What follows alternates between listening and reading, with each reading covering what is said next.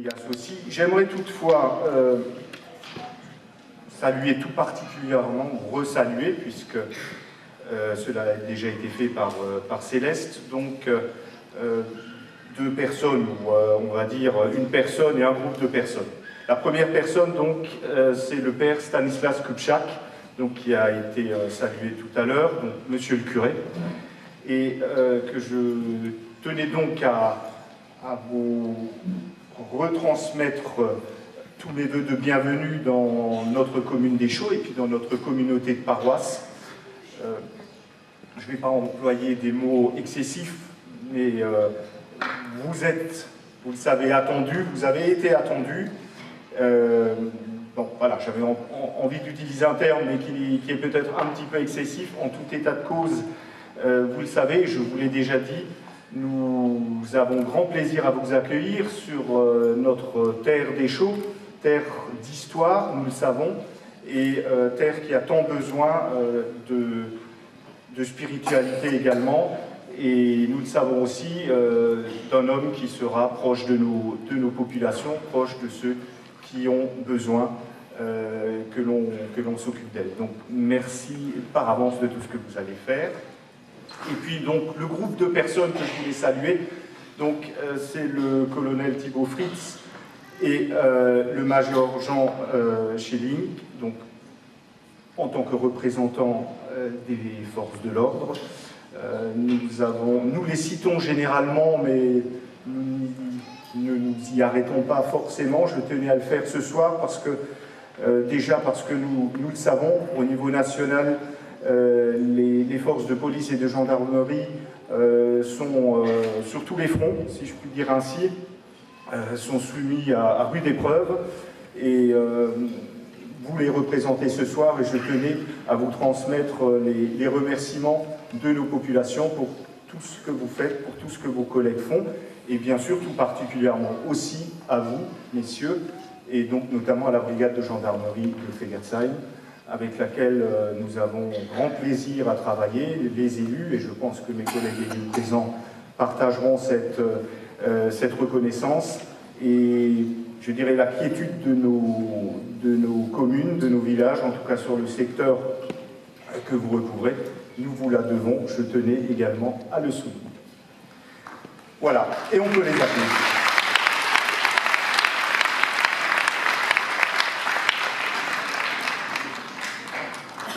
Alors la cérémonie des vœux, généralement, donc vous le savez, à Échaud, c'est une cérémonie assez longue, que l'on a pour habitude donc d'avoir principalement en deux grandes parties. Les remises de médailles, les remises de diplômes pour les sportifs, pour les récipiendaires de décorations, etc. Alors c'est vrai, il y a des communes qui ne le font pas, il y a des communes qui le font à part, à un autre moment naturellement, et on s'est déjà posé la question, est-ce qu'il est utile de rallonger cette cérémonie des vœux du maire d'Échaud avec cette partie donc préalable.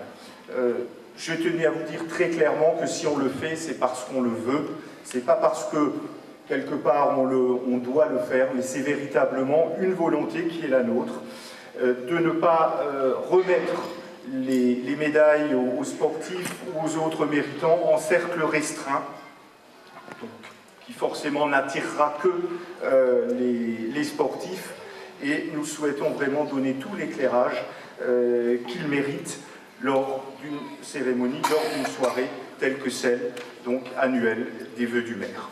Car nous le savons, le dynamisme de nos villes est étroitement associé, étroitement dépendant de celui des associations et des bénévoles qui œuvrent pour que vivent les nobles causes qui sont souvent d'ailleurs leur passion. Il n'en est pas autrement, vous vous en rendez compte, vous le savez, dans notre commune d'Échaud-Vibolsheim, la vie associative se révèle être d'une très grande richesse et d'une grande utilité sociale également. Alors oui, je dis sociale, même à Échaud. À Échaud aussi, on a besoin d'utilité sociale. Nous savons que l'association est un lieu de tolérance et de fraternité. Au sein d'une association, on a une cause commune qui dépasse d'ailleurs très souvent les différences entre les individus. Lorsque l'on parle de cohérence sociale, on ne peut faire abstraction effectivement du rôle du tissu associatif. Sinon, on ne reste que dans l'abstrait et dans les grandes théories, et cela ne resterait que de vaines déclarations. Les sportifs méritants qui se sont succédés sur cette tribune ont mérité vos applaudissements. Et je le réitère, collectivement, les félicitations que j'ai pu leur adresser tout à l'heure à titre individuel. Mais les bénévoles qui font fonctionner leur club, les présidents, les membres des comités, les entraîneurs, les dirigeants, ceux qui cuisent les saucisses ou font les frites lors des manifestations, bref, tous ceux qui donnent de leur temps, souvent pour que d'autres puissent pratiquer leur activité, méritent nos félicitations les plus sincères. C'est ce que je fais donc ce soir au nom de la municipalité. Merci à tous ces porteurs d'eau, à toutes ces femmes et tous ces hommes de l'ombre. Votre rôle est vital pour notre société, pour toutes les raisons que je viens d'évoquer. Alors des remerciements, c'est bien, le soutien de la municipalité, c'est encore mieux. Je souhaiterais souligner le rôle de notre adjoint au maire, chargé de la vie associative, Charles Tavernier, également président du groupement des associations locales, ainsi que de toute sa commission, de toutes les personnes qui l'entourent, pour sa proximité et sa présence quotidienne. Elle est aussi importante que, je dirais, toutes les subventions du monde. En tout cas, l'animation festive du village permet également de créer des partenariats gagnant-gagnant. Les associations se greffent en effet sur des événements festifs qui sont à l'initiative de la commune, la fête du canal par exemple, ou la fête de l'été, ou encore d'autres. Au travers des subventions, de la prise en charge de l'entretien, des travaux, de la maintenance, ou encore les frais d'énergie, ou encore de la mise à disposition d'équipements, nous sommes à l'heure, nous sommes à vos côtés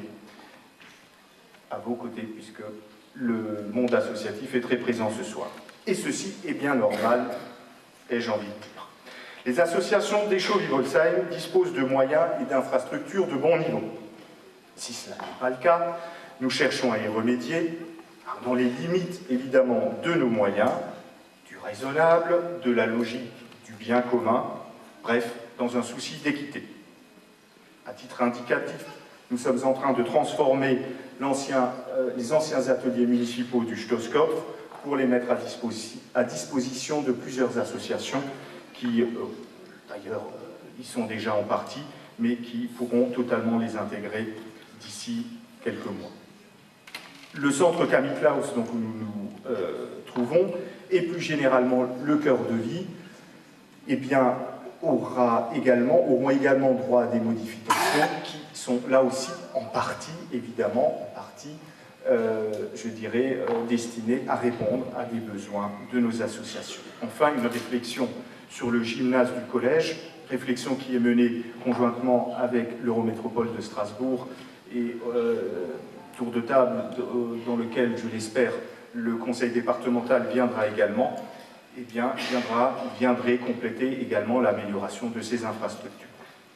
Alors je n'en oublie pas pour autant les autres bénévoles, hors du champ associatif proprement dit, qui n'en sont pas moins actifs au sein de notre communauté locale. Je pense tout particulièrement, on les a salués tout à l'heure et on les a honorés comme il se doit, aux bénévoles de la médiathèque Jean Hegel, qui, on l'a dit, œuvrent dans la discrétion depuis beaucoup d'années, depuis l'existence de la médiathèque, et donc qui ont bien mérité vos applaudissements tout à l'heure. Les bénévoles d'ENAP, Marie-Antoinette Steveau l'a dit tout à l'heure en félicitant deux d'entre elles, donc qui participent également au succès de ce que j'ai toujours appelé cette petite entreprise, donc, qui marche si bien au profit et au bénéfice plutôt de nos enfants. Aux chauffeurs de la navette course qui rendent un service bien apprécié de nos aînés et qui font plus que de les véhiculer.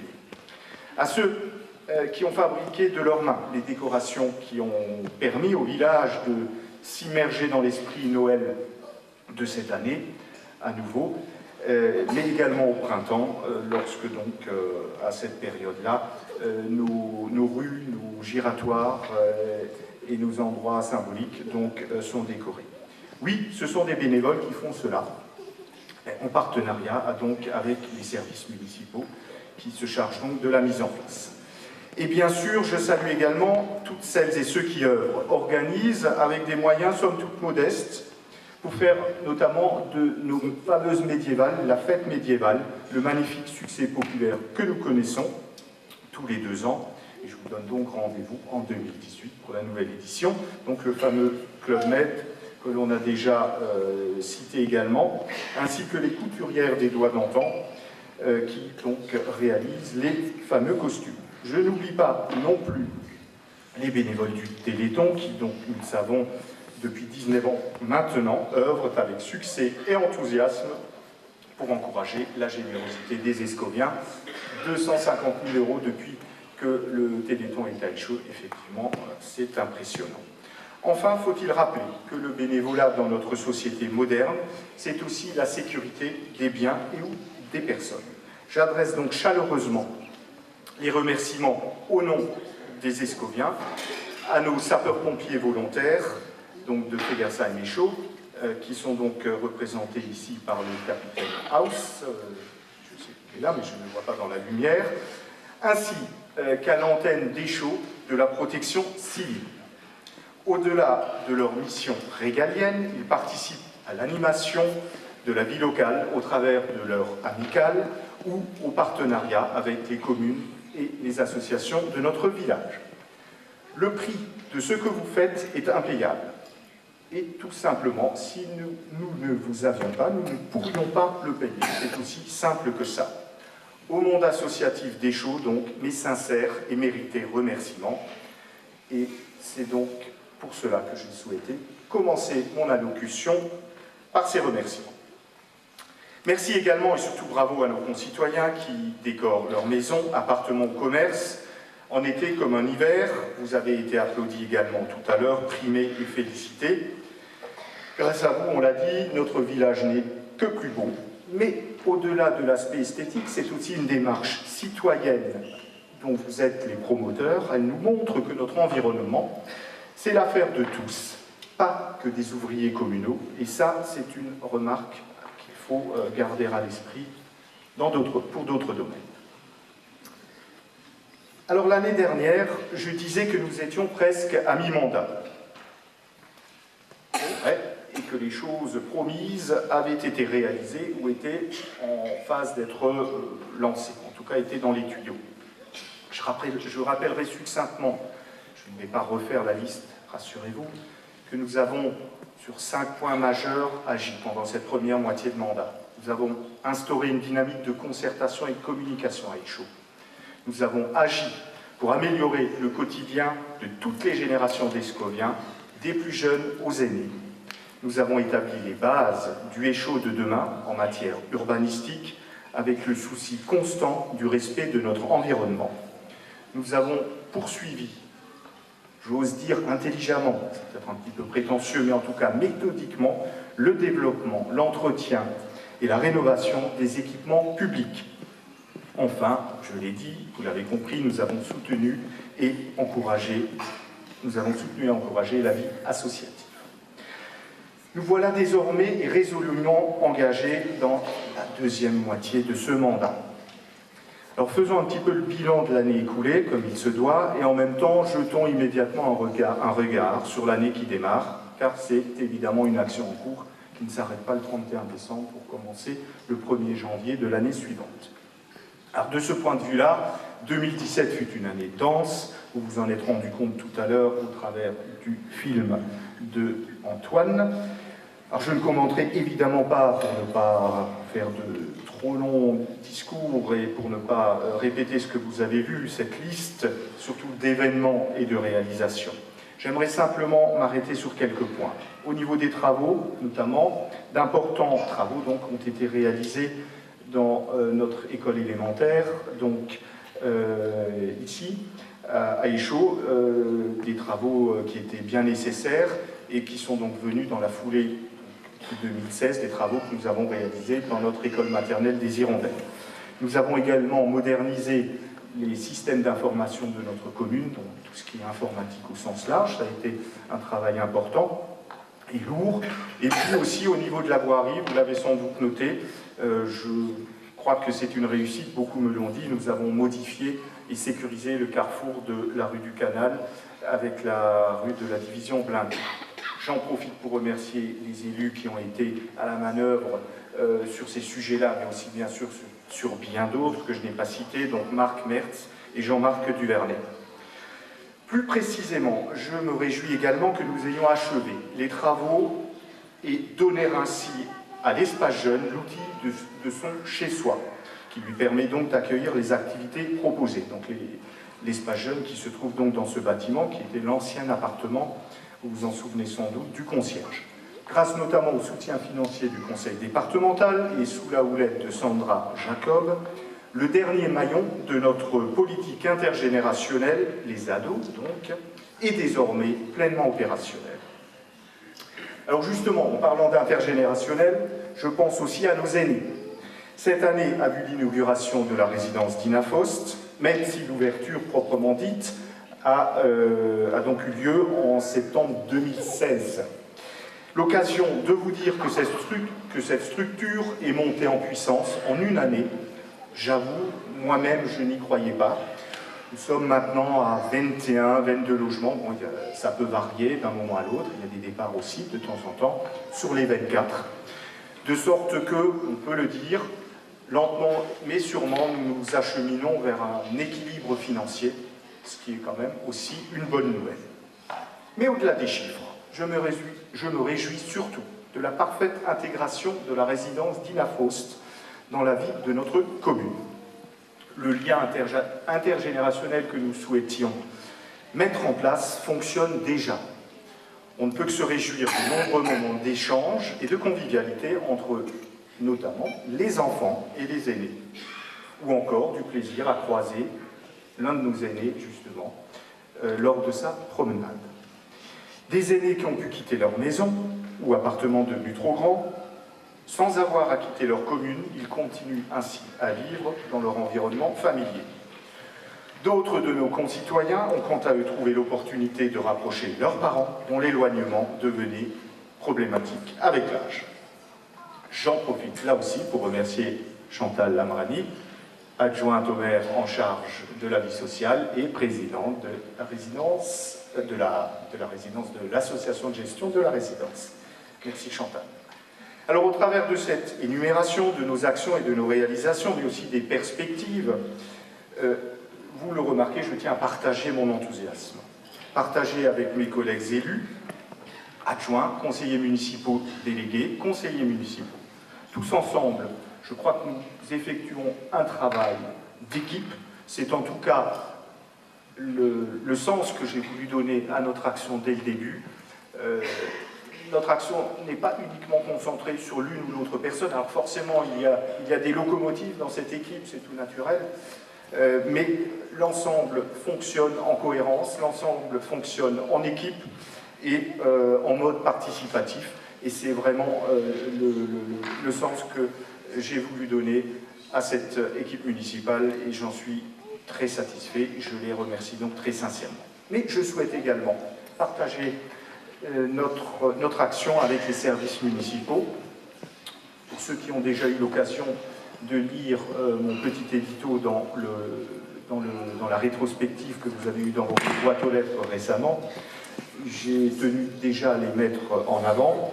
J'ai également eu l'occasion de les remercier pour leur travail, pour leur engagement lors des vœux du maire aux agents, qui est une nouveauté, qui est une initiative, mais qui a été un moment de grande convivialité que nous avons, je pense, réciproquement beaucoup apprécié. En tout cas, je tenais devant vous encore à les féliciter, et notamment donc leur patron, leur directeur général, M. Cyril Pierre, donc avec qui l'échange et le travail est tout à fait performant et tout à fait agréable. 5032. 5032, c'est quoi ce chiffre? Eh bien, nous sommes 5032. En effet, le seuil symbolique des 5000 habitants, Échaud les a franchi ce seuil. Alors Échaud est une commune agréable. et recueille finalement les fruits de cette attractivité. Comme beaucoup de communes de la deuxième couronne d'ailleurs de l'Eurométropole de Strasbourg. Nous étions 4866 au dernier recensement officiel qui était de 2013, ce qui fait que la population d'Échaud croît environ d'1,2% par an, ce qui après une période quand même de relative stagnation sur le début des années 2000 nous remet dans un trend de croissance qui, je pense, ne devrait pas ralentir. Pour information, et j'arrêterai là avec les chiffres, je vous rassure, depuis les années 70, Échaud a cru à peu près à je dirais, 2% par an en moyenne.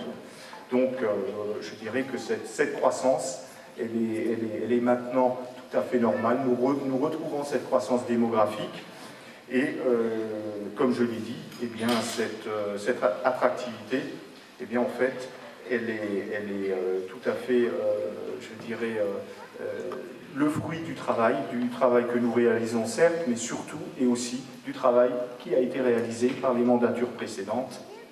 Et je tiens à ce titre encore à saluer la présence de mes deux prédécesseurs, le maire honoraire Roland Chal et mon prédécesseur immédiat, donc Jean-Louis Frey, qui nous a rejoint tout à l'heure. Alors le pilotage de l'urbanisme, qui est fait de façon très minutieuse par notre premier adjoint, Céleste Creyer, a donc plusieurs objectifs. Donc tout d'abord respecter notre engagement envers la population qui avait été prise lors de l'élection, engagement qui est presque devenu d'ailleurs une devise, à savoir le fameux développement raisonnable et raisonné. Surtout ne pas mettre en péril ce qui fait notre atout, à savoir la qualité de vie d'Échaud. Et puis aussi préserver l'architecture du centre ancien. Il y a certaines rues, nous avons la chance d'avoir encore à Échaud, notamment certaines maisons alsaciennes, nous y faisons très attention, je dirais même nous montons la garde avec Céleste pour faire en sorte que ces habitations, que ces maisons soient préservées et qu'elles ne soient pas, je dirais, qu'elles ne se soient pas accaparées, qu'elles ne soient pas démolies ou qu'elles ne soient pas envahies autour, parce que souvent il y a des grands terrains autour, par des ensembles trop vastes. Alors si on parle d'urbanisme, un petit sujet d'actualité. Vous l'avez sans doute lu dans la presse, la commune d'Échaud est carencée. Bon, qu'est-ce que c'est d'être carencé? Beaucoup nous ont posé la question et nous ont dit, bah oui, vous ne faites pas assez de logements sociaux. Alors une petite précision, là aussi c'est assez technique, sans vouloir rentrer dans des détails, je dirais, trop fins. La carence, ça n'est pas le fait de ne pas faire assez de logements sociaux, c'est en fait une double punition, puisque la commune d'Échaud, au même titre que beaucoup d'autres communes de l'Eurométropole, est déjà punie depuis plusieurs années parce qu'elle n'a pas assez de logements sociaux. Je ne sais pas si vous vous en souvenez, je l'ai souvent rappelé à cette tribune, nous payons à peu près une amende annuelle de 100 000 €. Beaucoup d'argent, surtout pour Échaud, 100 000 € par an, tout simplement parce que nous n'avons pas encore atteint les fameux 25% qu'impose la loi.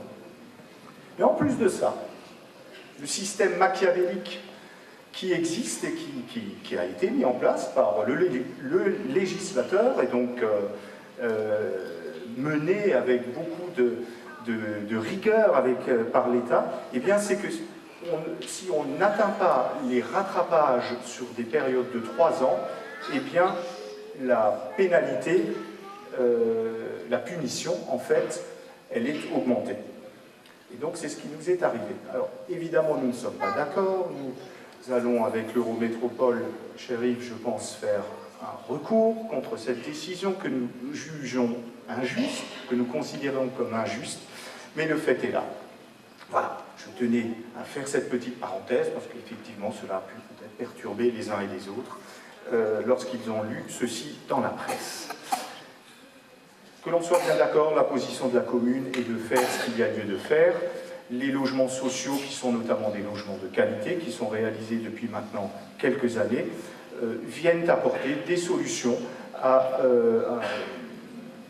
beaucoup d'entre nous, beaucoup de nos enfants aussi, qui sont dans leur parcours résidentiel et qui, à un moment donné, peuvent effectivement souhaiter avoir leur première étape en tant qu'adultes disposant d'un logement, et bien donc avec un logement social. Donc nous y travaillons, mais c'est vrai que cette politique du bâton, et je dirais même du double bâton, a tendance, personnellement en tout cas, à m'irriter. C'est le moins que l'on puisse dire. Alors l'attractivité ne se limite pas non plus au développement démographique, mais l'attractivité de notre commune, elle est également économique. Positionnement géographique, infrastructures routières, environnement et qualité de vie, bref, ce que l'on appelle l'écosystème, encourage les entreprises à vouloir rester à Échaud, à s'y développer ou encore à s'y implanter. Super U a lourdement investi récemment pour agrandir et moderniser son magasin Escovia. Vous le savez sans doute. Vont arriver prochainement au courant de l'année 2018 deux nouvelles entreprises. La société Ginko, qui est une filiale de Scope Espace Vert, et une société Net Concept, qui réalise du nettoyage en altitude sur les grands immeubles. Nous sommes ravis que ces entreprises souhaitent s'implanter à Échaud. Je suis également ravi que, au même titre, l'association des 3 E, Entreprendre ensemble à Échaud, ait été créée de façon à redynamiser l'ancienne association des artisans commerçants, qui existe de longue date, mais donc qui, du coup, est une preuve encore du dynamisme de notre tissu économique à Échaud. Petite parenthèse également, la zone, la friche de la ferme Bachet. Vous l'avez sans doute vu, cette ferme qui était en ruine est maintenant en train de disparaître. La démolition a commencé et elle n'est arrêtée que par les fouilles archéologiques. En 2 mots, je ne vais pas être trop long non plus, c'est l'illustration du volontarisme en matière économique de la commune. Nous souhaitions déjà supprimer cette ruine, c'est un fait. Nous souhaitions également donner la possibilité à des entreprises, notamment locales, de pouvoir se développer, puisque finalement, et somme toute, le terrain devient rare sur l'actuelle zone d'activité d'Échaud. Surtout, nous avons souhaité faire en sorte que cela ne dure pas une éternité. Sans vouloir être trop mauvaise langue, je pense que si cette zone avait été développée par l'Eurométropole, nous devrions être très patients. Donc là, grâce à la commune, nous allons avoir une extension donc de cette zone. Cette extension, vous le savez sans doute, permettra notamment à une entreprise locale, qui est le magasin Lidl, de pouvoir créer un nouveau point de vente, sans quoi, fort probablement, ce commerce aurait disparu de notre paysage. D'autres entreprises viendront aussi, je n'en doute pas, de façon à rendre ce secteur attractif. Et puis aussi, faut-il le dire, faut-il le préciser, pour être totalement transparent, c'est aussi une bonne affaire financière pour la commune, donc pour le budget. Ensuite, et je terminerai par ça dans le chapitre économique, qui ce soir est un peu long, c'est vrai, la commune veille également à accompagner le développement des entreprises qui existent. J'aimerais notamment citer la société Elbacher, mais également la société Huron. Les deux sont présents ce soir par leurs dirigeants respectifs. Il s'agit de réflexions transversales, comme l'on dit, qui doivent tenir compte des différents enjeux, des différents intérêts, qu'il s'agisse d'enjeux économiques pour ces entreprises-là, d'enjeux financiers pour la commune, mais aussi environnementaux. Et cela nécessite donc à la fois volontarisme de notre part, expertise et concertation. Concertation notamment avec le public et avec les riverains. Et à ce titre-là, nous avons et nous continuerons sur ces sujets-là à être toujours très transparents avec les Escoviens et les Escoviens concernés de façon à recueillir leurs avis. Cette concertation et ce souci de transparence, c'est donc tout le contraire de la politique de l'autruche, qui n'est pas le genre de la maison. Je ne pouvais évidemment pas terminer mon propos sans évoquer le projet majeur. On dit parfois projet qui ira au-delà du mandat. J'ai envie de dire projet hors mandat, celui du cœur de vie, vous l'avez deviné. Cet espace de centralité, cet espace de vie, cet endroit où va battre le cœur d'Échaud est notre fil rouge depuis 2016. 2016, ça a été en effet la naissance de l'idée du projet et le début de la co-construction avec vous, chers amis, chers escoliens. 2017, nous avons défini la programmation, nous avons réalisé des préétudes et nous venons, fin d'année, de désigner le mandataire de maîtrise d'ouvrage. C'est la CERS, pour ceux qui connaissent. C'est un bon choix, je pense, parce qu'il s'agit quand même d'un mariage sur 10 ans. Et puis 2017, me direz-vous, 2018, pardon, qu'allons-nous faire? Eh bien, 2018, eh bien, il s'agira de désigner le ou les maîtres d'œuvre, donc de choisir les projets architecturaux de ce grand projet. Donc vous voyez, il y a encore beaucoup de travail. Alors je parle, je m'égare peut-être, mais nous sommes là aussi pour les vœux, n'est-ce pas? Alors, c'est évidemment au nom du conseil municipal d'Eschaux-Wibonsheim, de tous vos élus, et également mon nom personnel, que je vous présente mes meilleurs vœux pour cette nouvelle année. Des vœux de bonheur et de joie partagée pour que 2018 soit une année de réussite et de satisfaction. Une année qui vous procure épanouissement et rayonnement dans votre vie personnelle et dans votre vie professionnelle. Aux actifs, je leur souhaite de s'épanouir tout simplement dans leur travail. À ceux qui malheureusement n'en ont pas, d'aboutir dans leurs recherches. Je n'oublie pas cette année nos aînés, que leur santé leur réserve une agréable retraite. Aux associations, beaucoup de succès dans leurs activités, et aux sportifs, eh bien, des résultats à la hauteur de leurs attentes et de leur travail. Mais surtout, que 2018 vous garde, ainsi que vos familles et ceux qui vous sont proches, et chers, en bonne santé, et permette à ceux qui souffrent de retrouver la santé, ainsi que douceur et apaisement. Je souhaite également à notre pays, la France, une très belle année. 2017 fut une année électorale, qui restera sans doute dans les annales. Je ne la commenterai pas, rassurez-vous. Tout simplement que l'issue des urnes soit enfin une opportunité de nouveau départ pour la France, d'une croissance retrouvée et d'un avenir prospère après lequel notre pays court depuis tant d'années. Homère disait « Puissent les dieux te donner un mari, un foyer et la grâce de la paix, car il n'y a rien de plus grand et de meilleur que cela. » C'est donc aussi la paix pour notre pays et pour le monde dans lequel nous vivons que nous devons nous souhaiter. Et c'est sur ce vœu que j'achèverai mon allocution en vous remerciant pour votre aimable attention. Merci beaucoup.